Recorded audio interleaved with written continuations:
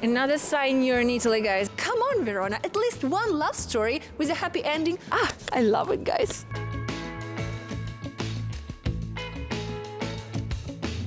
Hey guys, welcome back to my channel and welcome to Verona. I haven't been here for more than a year actually, and I miss this lovely city, and I have so many surprises in stock for you for today's vlog because it's another freezing winter day in Italy, in northern Italy, and we are all geared up and ready to explore this wonderful city from a different angle, a different perspective, because I want to show you all of those places that tourists don't see, or all of those places, like the one behind my back, that tourists see but don't know much about probably. So if you're ready, without further ado, let's get into the video and let's discover Verona together.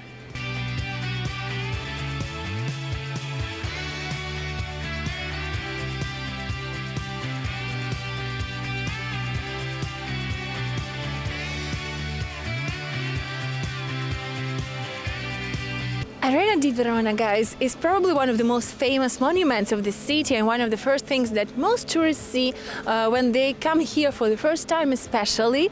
And not everybody knows that there is a very creepy, mysterious story behind its origins.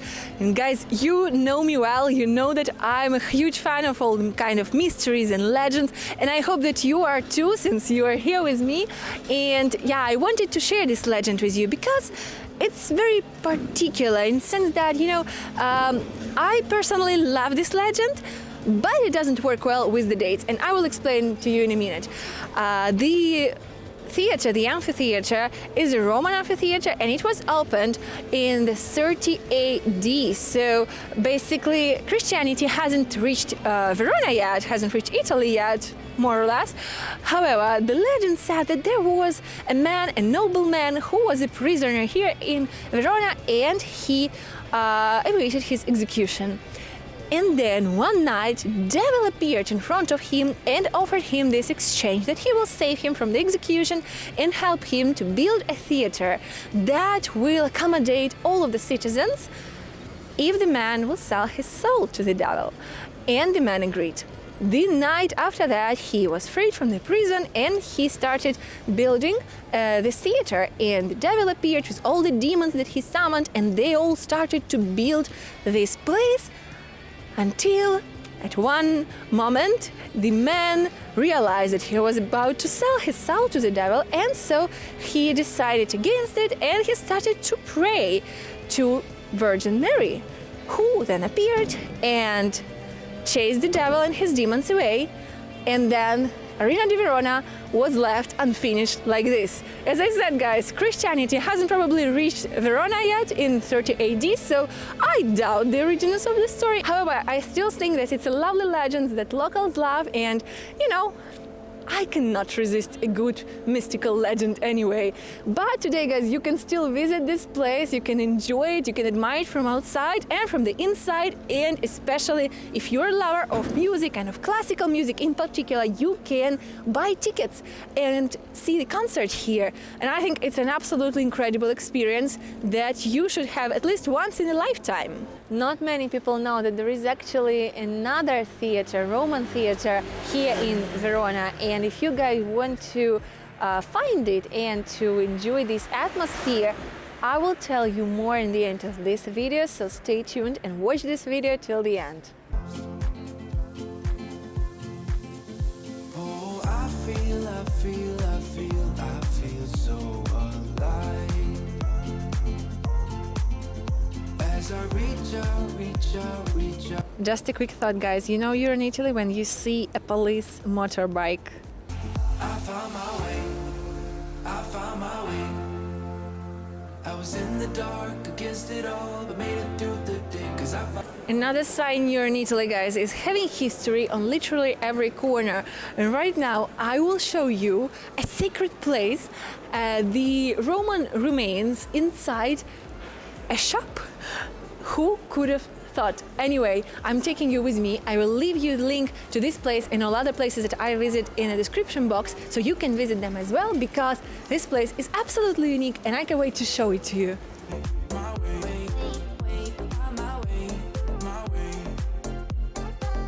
cause I find my way, my way, my way, find my way, my way.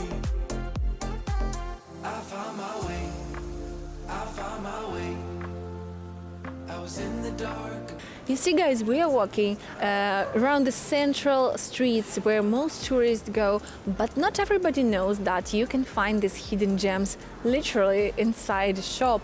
And I think it's fascinating, you know, also the fact that it's so well preserved and it looks so natural. It's, you know, like so organic right there. And I love it because I think this is the idea of how civilization should develop and should go, preserving the history, preserving the old things in this way, while also building something over it and building something around it rather than covering it. I love it, you know, guys. Found my way.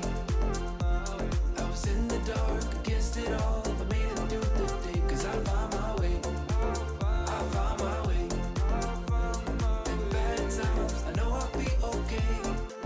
Cause I Speaking of touristic places and what tourists see, guys, obviously one of the most famous stories of Verona is the story of Romeo and Juliet, and here there is the house of Juliet that most tourists visit when they are in Verona. Like, yeah, understandably. And let me just explain, I have nothing against William Shakespeare. I love Sir William and I love his works. However, you know, well, he elaborated these stories. Some of these stories are cumulative, and there is no evidence that it really happened here in Verona, although there have been many stories that were similar due to the wars between the Guelphs and the Ghibellines.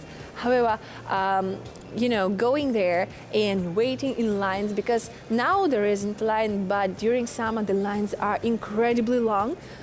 And for what? You're gonna see the house that is probably not an authentic one. There is no evidence that the real Juliet lived there. And the balcony, the famous balcony, was actually built purposefully for the filming of the most famous movie, Romeo and Juliet. And even the statue, guys, the statue of Juliet became a symbol of this city, and it was replaced in 2014 because of this weird belief that if you touch the breast of Juliet, on the statue obviously, it will bring you luck. So the statue actually was degraded to the point that it had to be replaced. And I think this is the other side, you know, of traveling, the other side of tourism. When tourists bring more harm to the city than good, and this is not the way I like to travel, and this is exactly why I try to show you the other type of Italy, the other way of traveling around Italy, to see more authentic places, even in touristy cities like Verona.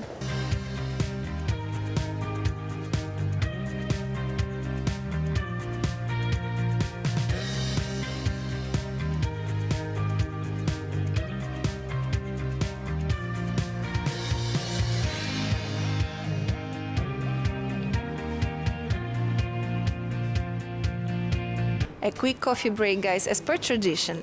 And while I'm having my coffee, not Italian style, I know, I've been thinking, you know, that even in the most touristy city, you can find these authentic places, authentic coffee shops, authentic restaurants, authentic landmarks that will not be overcrowded with tourists and that most tourists actually have no idea about. And Verona only proves my point in that. And I just want to emphasize once again the importance of doing the research when going somewhere and visiting a new place. However, guys, if you don't want to do the research, I have already done it for you. I will leave you a link in the description box to my Patreon page, where every week I post new tips, new itineraries, all the hidden places, panoramic views, the most authentic restaurants, coffee shops, hotels, and everything, all the tips regarding traveling to Italy, all things Italy you can find there. And for those of you who want to move to Italy, guys, I have bi-weekly posts about living here, expat life, all the important tips on how to find an apartment, all the bureaucracy, how to learn the language, how to do the grocery shopping, and all other things that may be useful for you when you live here to alleviate the stress of moving to a new country a little bit, because I know what I'm talking about, I've been through it, and I want to help you have a nicer and more pleasant and easier experience of adjusting to life in a new country. So join our lovely company there, guys. I'm waiting for you there. I'm waiting to share even more with you every week with travel posts and every 2 weeks with an expat life post.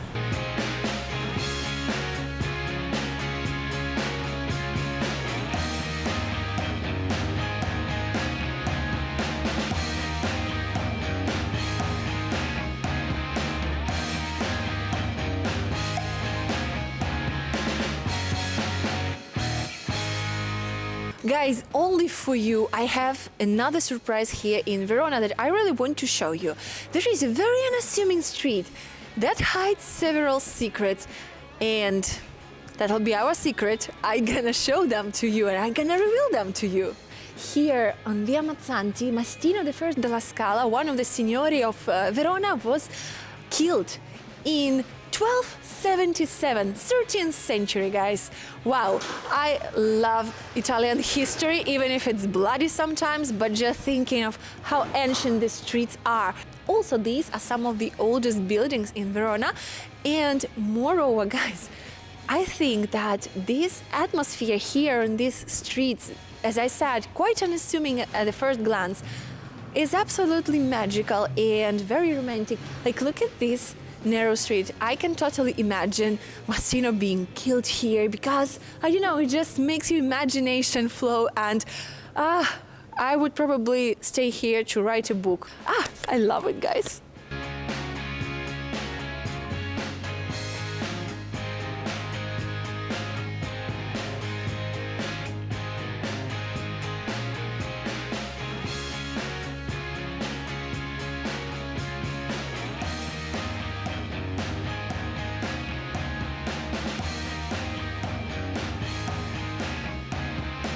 Piazza delle Erbe, guys, is obviously a must-see when you visit Verona, especially for the first time, because it's really, really beautiful with all these colorful houses and lots of restaurants, and also a market where you can buy some souvenirs if you're into it. However, there are a few really interesting points.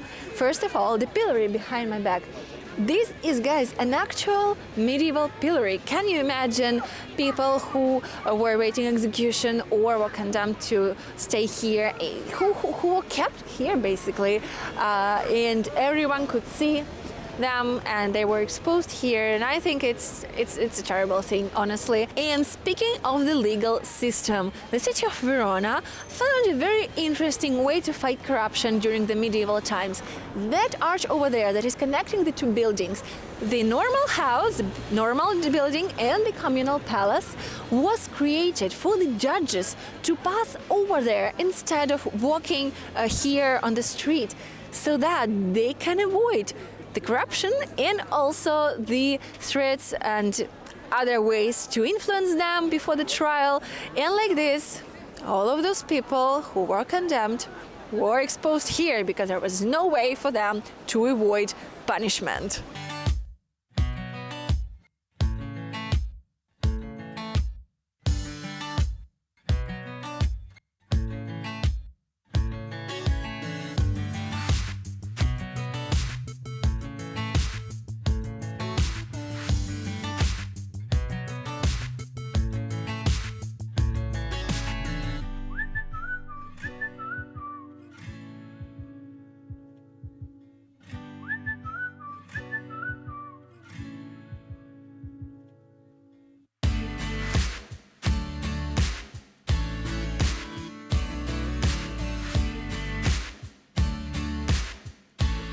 Remember, guys, how in every video of mine I advise you to take these side streets, narrow streets, and look for these cute courtyards and not only the main areas, the main streets. Well, this is why.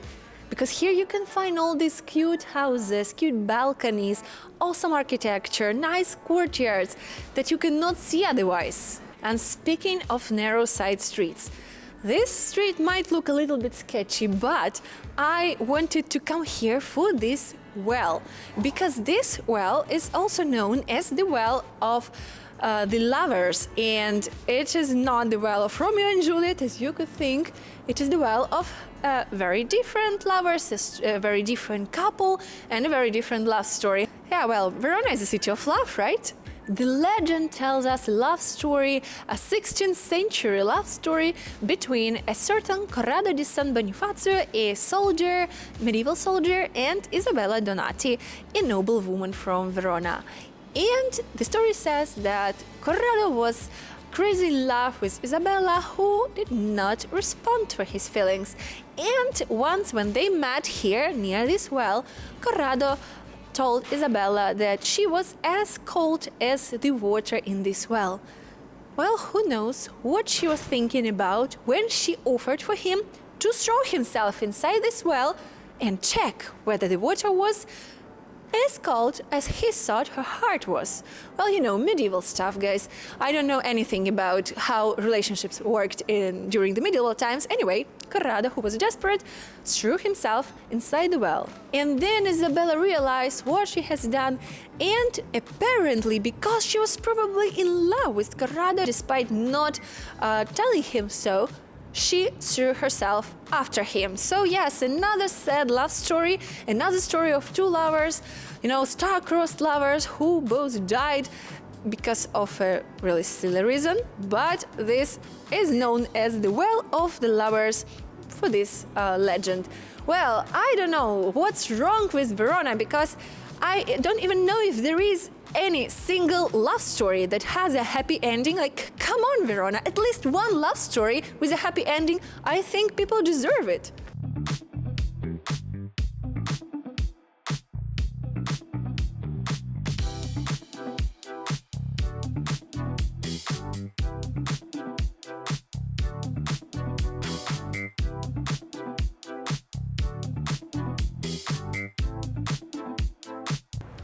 In 1801, guys, Verona was occupied and divided by the French and the Austrians, with the French taking the right side of the city center where we are now, and the Austrians taking the left bank of the river, the left bank of the city. And the French called that part Veronette, which was kind of, you know, a not very nice way to describe that area that was occupied by the Austrians. However, today, the left bank of the river is the university area and is a very unique part of Verona with so many incredible landmarks and monuments that not many people know about. You can absolutely visit all of them because the left bank is not touristy at all, and I have a video about it. I have a video where I visit all these amazing places. And remember the Roman theater I talked about earlier in this video? Well, you can find more about that theater as well in that video. I will leave you a link up here if you haven't seen it, guys, so you can watch the other side of Verona, the other part of Verona. And once you come here, you can visit both the city center and the left bank, which is absolutely incredible.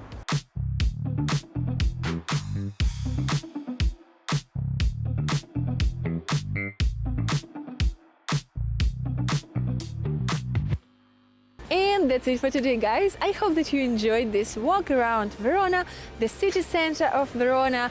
I really wanted to show you the non-touristy places in probably what could be described as the most touristy area of the city, because as I said at the beginning of this video, most tourists go to the city center, but not all of them know what to look for there. And I honestly loved today. I think Verona is a fantastic city, a city of love, truly, but a very different kind of love that we might think of when thinking of Verona for the first time. Anyway, guys, make sure to watch the other video of mine, the left bank of Verona, so that you can discover this city to the fullest. And don't forget to subscribe as always. Thank you so much for being here and enjoy your day.